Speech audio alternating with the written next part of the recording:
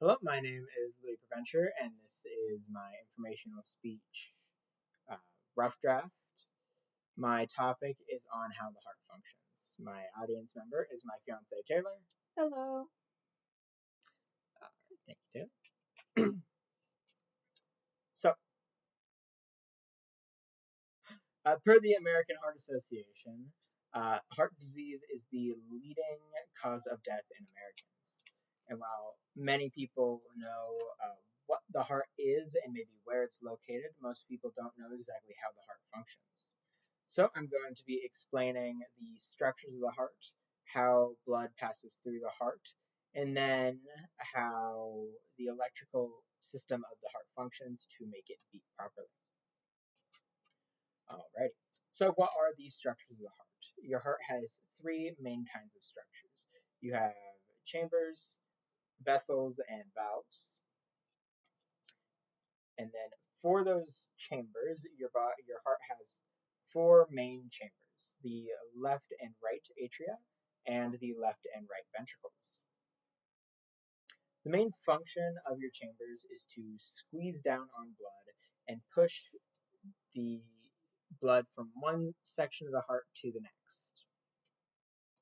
So if you look here, you'll see on the top there are your right and left atrium, and then your right and left ventricle.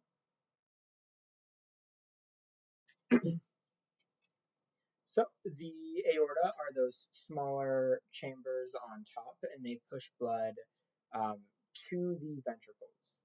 And the ventricles are going to be the larger chambers on the bottom, with the left ventricle being the larger, more muscular of the two. And the ventricles push blood from the heart to the vessels. Your heart also has four main vessels connected to it. You have the vena cava, and then you have the pulmonary artery, pulmonary veins, and your aorta. The vena cava is separated into two different segments: your superior vena cava and your inferior vena cava, which bring all of the deoxygenated blood from the rest of your body back to your heart, which is about right here on your body. And then the pulmonary artery is actually the only artery in your body to carry deoxygenated blood. Right. The last structure of your heart is going to be the valves. Your heart has four main valves: the tricuspid and bicuspid valves, which separate the atria and ventricles. And then the pulmonary semilunar valve and the aortic semilunar valve, which separate the ventricles from the vessels of the heart. The vessels act as kind of a one-way flow control valve. So the valves act as a one-way flow valve. And they prevent blood from flowing backwards into your heart, making sure it all goes in one direction and out one loop. So, speaking of the direction the blood flows in your heart, how does blood flow? Starting from the vena cava, all that deoxygenated blood is going to enter your heart into the right atrium. From that right atrium, this deoxygenated blood is going to pass through the tricuspid valve into the right ventricle, where it is then going to be pushed through the pulmonary semilunar valve into the pulmonary artery, and from there it's going to pass into the lungs. Once that blood gets in the lungs, it's going to meet with oxygen. It's going to grab some of that oxygen and flow back to the heart through the pulmonary veins, where it's going to enter the left atrium. From that left atrium, it's going to pass the bicuspid valve into the left ventricle. And from that left ventricle, it's going to squeeze real hard and push through the aortic semilunar valve and into the rest of your body. So, how does the heart actually beat? The heart, much like all other muscles in your body, it requires an electrical stimulus to contract. So, per the Heart Rhythm Society, without that electrical system in your heart, it would just sit there like an unusable muscle, and you wouldn't have any ability to pump blood to the rest of your body.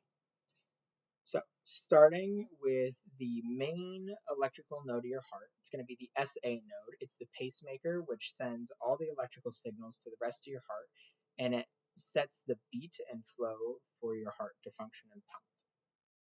It's going to be located up in the top corner of that right atrium. And then from the SA node, it's going to travel across both atria, so it can contract them and cause them to beat. As well as traveling through the atria, your SA node is going to travel to the AV node, and the AV node kind of acts as a transitory node where it passes through the atria to the ventricles, and once it's in the ventricles, it's going to enter the bundle of His. From that bundle of His, which is located right at the border between the two ventricles, it's going to separate into the left and right bundle branches, where it'll then separate further into the Purkinje fibers, which supply a big electrical shock to your ventricles, which cause them to contract.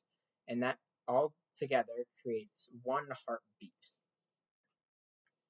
So I just explained the structures of the heart, how the blood flows through the heart, and then what causes that heart to beat.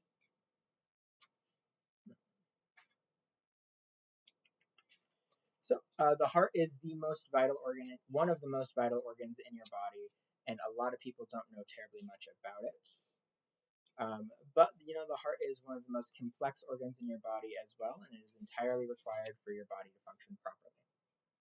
All right, it's the end of my speech.